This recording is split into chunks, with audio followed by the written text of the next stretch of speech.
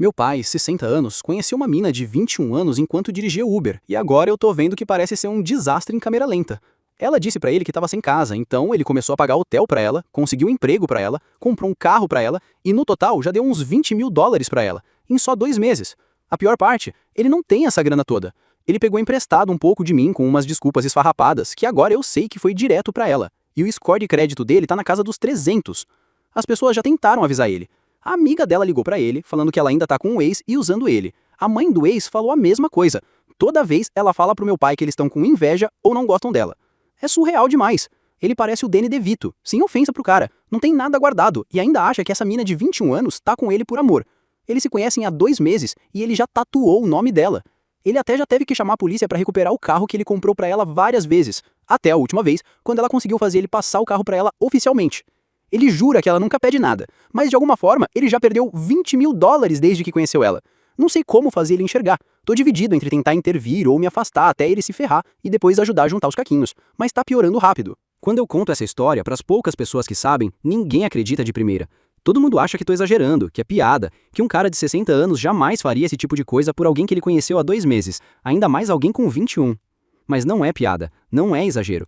É minha vida, é minha família. E eu tô assistindo meu pai desmoronar emocional e financeiramente com um sorriso apaixonado no rosto, como se estivesse vivendo um filme romântico, quando na verdade tá preso num pesadelo. E o mais louco é que não foi sempre assim. Meu pai sempre foi um cara simples, meio durão até. Trabalhou a vida toda como motorista, sempre fazendo hora extra pra pagar as contas, sem luxo, sem exageros. Economizava moedas num pote pra pagar IPVA. Nunca foi romântico, nunca foi impulsivo. Mas depois que minha mãe morreu, ele começou a mudar. No começo era só solidão. Eu via ele mais calado, mais introspectivo. Às vezes ligava só pra perguntar se eu queria jantar. Ficava mandando figurinha no WhatsApp de bom dia com flores. Depois veio o Uber. Era uma forma de ocupar o tempo, de conversar com gente nova. E ele dizia que era divertido conhecer histórias, ouvir música com os passageiros, ver a cidade. E foi num desses dias dirigindo que ela entrou no carro dele. Segundo ele, ela estava chorando. Tinha brigado com o namorado, tinha sido expulsa de casa, estava sem onde dormir. Ele, como sempre foi, quis ajudar. E aí, tudo começou a desandar. No começo, tudo parecia inocente. Ele comentou comigo que tinha conhecido uma garota que estava passando por uns perrengues e que ele queria ajudar. Achei que ele só tinha dado uma carona e talvez deixado uns trocados. Meu pai sempre foi esse tipo de pessoa, meio casca-grossa por fora, mas com um senso de proteção enorme por dentro. Mas aí, em menos de uma semana, ele me disse que estava pagando diária de hotel para ela. Fiquei em choque. Pai, você tá pagando hotel pra uma menina que você conheceu dirigindo Uber? Perguntei tentando não parecer agressivo. Ele só respondeu com aquele tom de, eu sei o que tô fazendo. Ela não tem ninguém, filho. Se fosse sua irmã ali, você também ia querer ajudar. E eu fiquei sem reação, porque, sim, o argumento parecia nobre, mas tinha algo errado. Algo rápido demais, intenso demais. E meu pai, que sempre foi tão pé no chão, tava indo de cabeça como se tivesse 16 anos e não 60. Na segunda semana, ela já estava com um carro novo. Na terceira, ele tinha arrumado um emprego para ela através de um conhecido. E antes do primeiro mês acabar, ele tinha me pedido dinheiro emprestado, dizendo que estava com um problema no carro, que precisava resolver um débito urgente. Hoje, eu sei que foi para ela. Tudo foi para ela. E o pior é que na época, eu ainda quis acreditar. Quis achar que era só uma fase, que ele estava se sentindo útil, querendo preencher o vazio que ficou desde que minha mãe se foi. Mas a verdade é que ele estava sendo engolido. Ele começou a sumir por dias. Parou de aparecer nos almoços de domingo. Mudou o jeito de se vestir. Começou a usar camisetas estampadas, tênis chamativos, perfume que claramente não era o tipo dele. Tava tentando parecer mais jovem, mais cool, sei lá. E quando eu tentava conversar, ele reagia mal, se irritava, mudava de assunto. Às vezes desligava o telefone no meio da ligação. Teve uma noite em que liguei só para dizer boa noite, coisa que nunca fizemos. Mas eu estava preocupado. Ele atendeu frio, e no fundo da ligação, ouvi uma risada que não era dele. Ela. Era como se ele estivesse em outra realidade. Como se ele apagasse tudo que viveu antes dela. Inclusive, eu. O que ninguém te conta é o peso que você carrega quando vê alguém que você ama se autodestruindo. E você não consegue fazer nada para impedir. É um tipo de dor silenciosa. Você acorda, tenta seguir a vida, vai pro trabalho, sorri pros outros. Mas por dentro, tem um buraco constante. Meu pai não é mais o mesmo. E o pior, ele não quer ajuda. No início, eu tentei manter isso só entre nós. Não queria envolver outros parentes. Não queria expor ele. Mas conforme as histórias começaram a vazar, a vergonha começou a bater de outro jeito. Um tio veio me perguntar se era verdade que ele tinha tatuado um nome de uma menina no braço. Minha prima me chamou no privado, perguntando se o boato do carro que ele perdeu era real. E a cereja do bolo foi minha tia-avó, aquela que sempre foi direta demais, dizendo com todas as letras: seu pai virou piada na família. Doeu ouvir. Mas mais do que isso, doeu saber que era verdade. Porque ele não era esse homem. Meu pai sempre foi sério, orgulhoso, daqueles que consertavam as coisas com fita isolante e achavam um absurdo pagar caro num restaurante. Ele que me ensinou a economizar, a pensar antes de agir, a nunca confiar em gente que aparece do nada oferecendo grandes histórias tristes. Ele era o cara que fazia os próprios concertos em casa, que passava as tardes de domingo lavando o carro com esponja e baldinho, que ria dos casais jovens que se tatuavam com um mês de namoro.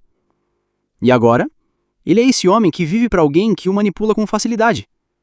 Ele é o cara que manda emojis de coração num grupo de família onde nunca mandava nem bom dia.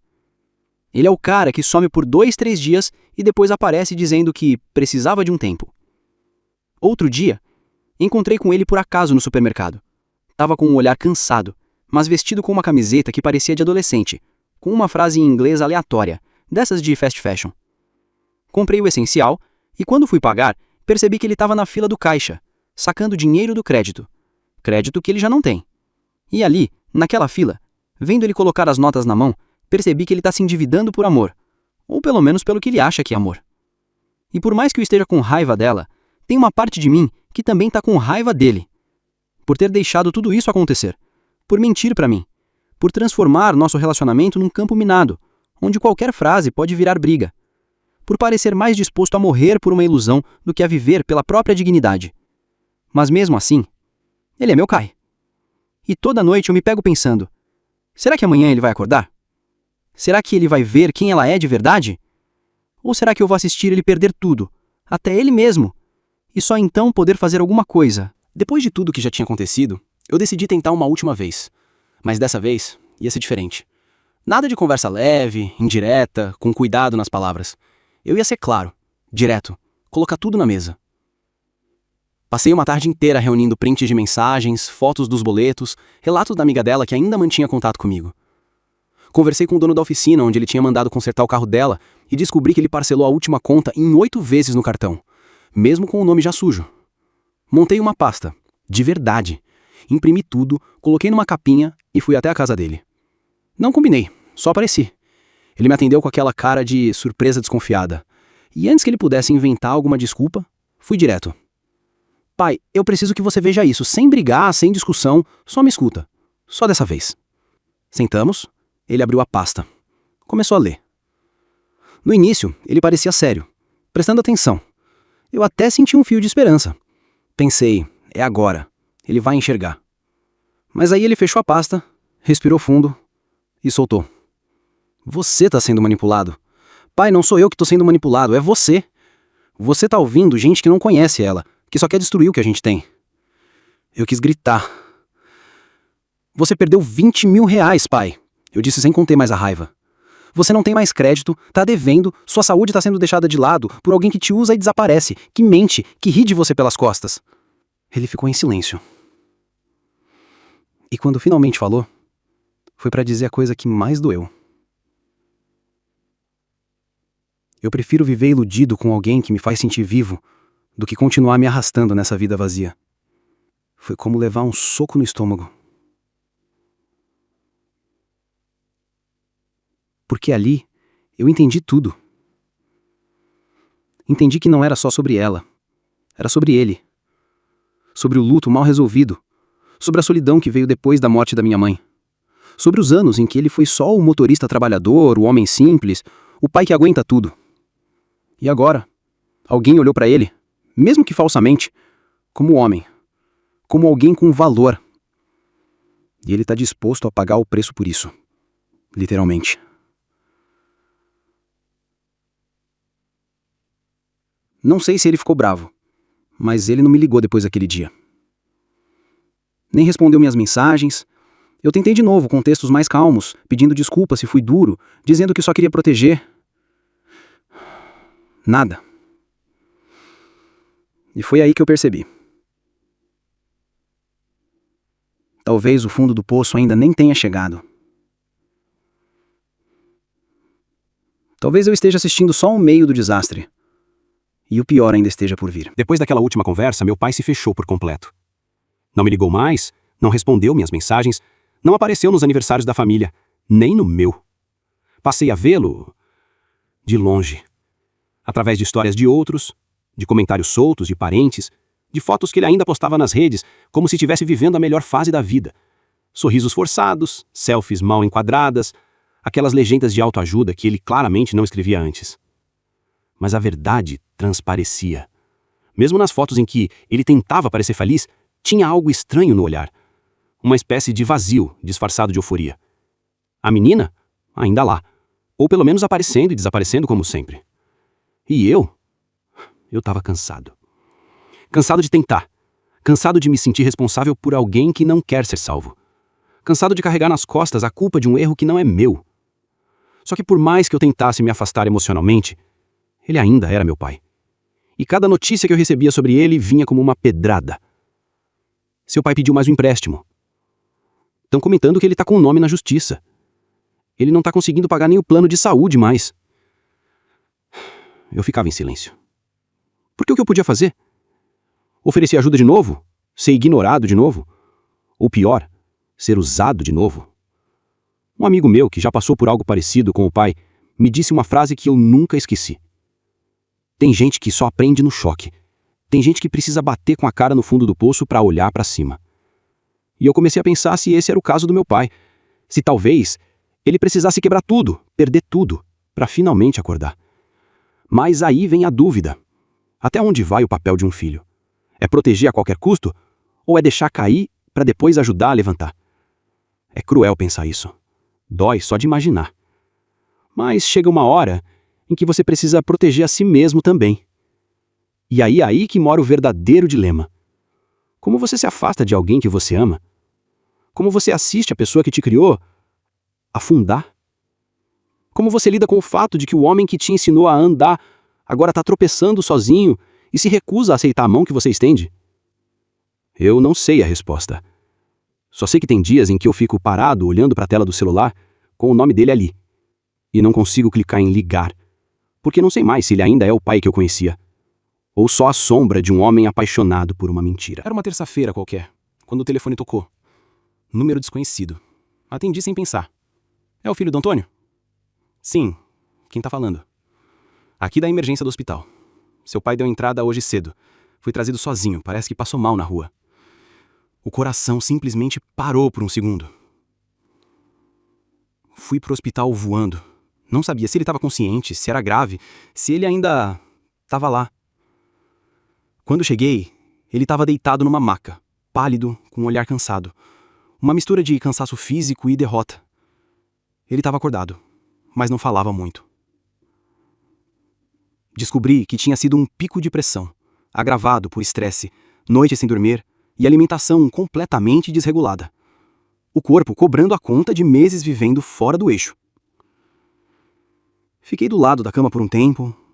Ele não me olhava nos olhos. Eu também não sabia o que dizer. Até que ele quebrou o silêncio. Ela não apareceu. A frase veio baixa, quase sussurrada. Eu mandei mensagem, liguei, pedi para ela vir, disse que estava no hospital. Ela só mandou um emoji de coração e não respondeu mais. Fiquei sem saber se sentia raiva ou pena. Eu entreguei tudo para ela, filho. Tudo. Eu sei. Eu achei que estava amando, que era recíproco, que era real. E agora? Agora eu tô aqui. Sozinho. Ele começou a chorar. Não era um choro escandaloso, dramático. Era aquele choro silencioso, contido, de quem finalmente percebeu tudo. De quem se viu no espelho depois de meses cego. Eu não chorei na hora. Fiquei ali, parado, sentindo um nó na garganta, com vontade de dizer: eu te avisei, mas segurando, porque não era a hora. Naquele momento, eu percebi que ele não precisava ouvir "eu te avisei". Ele precisava ouvir que ainda não era tarde. Então falei: você ainda tem a mim. Mesmo depois de tudo? Mesmo depois de tudo. Ele virou o rosto. Pela primeira vez em meses, olhou nos meus olhos. E naquele segundo, eu vi meu pai de volta. Destruído, sim. Envergonhado, cansado. Mas lá, presente. A garota sumiu de vez. Levou o carro, levou dinheiro, levou tudo. E deixou ele só com as lembranças, com a vergonha e com o filho que ficou. Quando ele teve alta, fui buscá-lo no hospital. O silêncio no carro foi diferente daquela tensão de antes. Dessa vez era um silêncio de cansaço, mas também de entrega.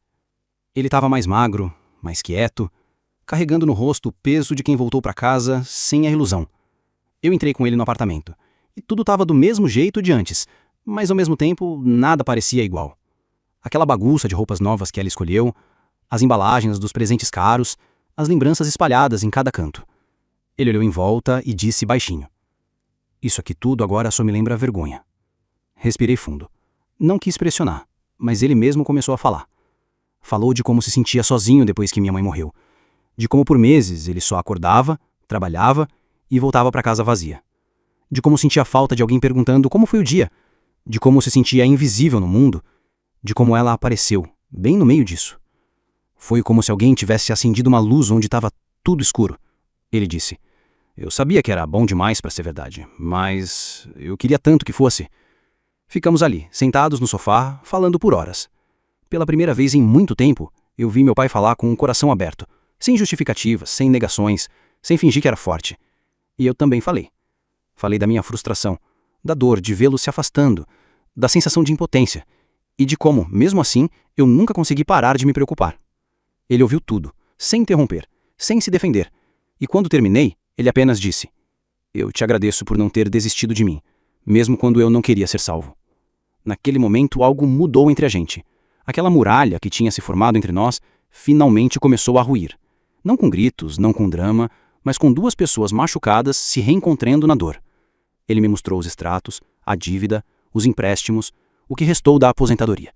Era muita coisa, muita mesmo. Mas mais do que a dívida no banco, o que mais doía era a dívida emocional que ele sentia com ele mesmo. Eu deixei meu orgulho me cegar, quis me sentir jovem de novo, e no fim só me senti idiota. Pai, ser enganado não te faz idiota. Então o que me faz? Humano. Ele abaixou a cabeça e sorriu pela primeira vez em muito tempo. Quando ele teve alta, fui buscá-lo no hospital. O silêncio no carro foi diferente daquela tensão de antes. Dessa vez era um silêncio de cansaço, mas também de entrega. Ele estava mais magro, mais quieto, carregando no rosto o peso de quem voltou para casa sem a ilusão. Eu entrei com ele no apartamento, e tudo estava do mesmo jeito de antes, mas ao mesmo tempo nada parecia igual. Aquela bagunça de roupas novas que ela escolheu, as embalagens dos presentes caros, as lembranças espalhadas em cada canto. Ele olhou em volta e disse baixinho: "Isso aqui tudo agora só me lembra a vergonha." Respirei fundo. Não quis pressionar, mas ele mesmo começou a falar. Falou de como se sentia sozinho depois que minha mãe morreu. De como por meses ele só acordava, trabalhava e voltava para casa vazia. De como sentia falta de alguém perguntando como foi o dia. De como se sentia invisível no mundo. De como ela apareceu, bem no meio disso. Foi como se alguém tivesse acendido uma luz onde estava tudo escuro. Ele disse: "Eu sabia que era bom demais para ser verdade, mas eu queria tanto que fosse." Ficamos ali, sentados no sofá, falando por horas. Pela primeira vez em muito tempo, eu vi meu pai falar com o coração aberto, sem justificativas, sem negações, sem fingir que era forte. E eu também falei. Falei da minha frustração, da dor de vê-lo se afastando, da sensação de impotência, e de como, mesmo assim, eu nunca consegui parar de me preocupar. Ele ouviu tudo, sem interromper, sem se defender, e quando terminei, ele apenas disse: "Eu te agradeço por não ter desistido de mim, mesmo quando eu não queria ser salvo." Naquele momento, algo mudou entre a gente. Aquela muralha que tinha se formado entre nós finalmente começou a ruir. Não com gritos, não com drama, mas com duas pessoas machucadas se reencontrando na dor. Ele me mostrou os extratos, a dívida, os empréstimos, o que restou da aposentadoria. Era muita coisa, muita mesmo. Mas mais do que a dívida no banco, o que mais doía era a dívida emocional que ele sentia com ele mesmo. Eu deixei meu orgulho me cegar. Quis me sentir jovem de novo. E no fim, só me senti idiota. Pai, ser enganado não te faz idiota. Então, o que me faz? Humano. Ele abaixou a cabeça e sorriu pela primeira vez em muito tempo. Já faz algumas semanas desde que tudo aconteceu. Meu pai está tentando se reorganizar. Devagar, no tempo dele. Pagando o que dá, ajustando o que não dá. Vendeu o carro, cortou os cartões, cancelou tudo que lembrava a ela. Voltou a fazer as compras no mercado da esquina como fazia antes. Voltou a andar devagar pelas calçadas do bairro, mãos nos bolsos, sem pressa. Às vezes me liga só para perguntar o que eu comi no jantar. Ou me manda uma figurinha de bom dia, sem legenda. E honestamente, isso tem me feito um bem enorme. Ele tá reaprendendo a existir sem a fantasia. E eu tô reaprendendo a olhar para ele com compaixão, não com julgamento. Porque sim, ele errou. Errou feio. Errou com o bolso, com o coração, com o juízo. Mas também foi humano. E quando a dor é grande, às vezes a gente aceita qualquer afago, mesmo que ele venha com espinhos. Acho que o mais difícil de tudo foi entender isso. As pessoas que a gente ama também podem falhar. E ainda assim, merecem amor. Hoje ele ainda carrega o nome dela no braço. A tatuagem não saiu. Talvez nunca saia. Mas eu não acho que ele vai cobrir. Acho que ele vai deixar ali. Como lembrança. Como cicatriz. Como aviso. Porque todo mundo tem a sua. Todo mundo já confiou em quem não devia. Já acreditou no impossível porque queria muito que fosse verdade. Já se iludiu. Se perdeu. Caiu. Mas cair faz parte. O que muda tudo é quem tá lá pra levantar com você. E agora, se tem uma coisa que eu sei, é que ele me teria, mesmo depois de tudo. E eu a ele. Se você chegou até aqui ouvindo essa história, obrigado. De verdade. Talvez você esteja vivendo algo parecido. Talvez não seja seu pai. Talvez seja você. Ou sua mãe. Seu amigo. Seu irmão. Alguém que está preso num ciclo de ilusões e você não sabe se ajuda ou se espera cair. Eu não tenho a resposta certa. Só sei que às vezes a gente precisa estar por perto, mesmo quando é difícil. Mesmo quando dói. Mesmo quando parece que não vai adiantar. Porque no fim, ninguém aprende sozinho. E ninguém se cura sozinho. Se essa história te tocou, te fez pensar, te lembrou de alguém, deixa um like. Comenta aqui embaixo o que você faria no meu lugar, ou se você já viveu algo assim. E se ainda não for inscrito no canal, aproveita para se inscrever agora. A gente conta histórias reais, humanas, cruas, daquelas que doem, mas também abraçam. Até o próximo vídeo. E cuida bem de quem você ama, mesmo quando eles erram.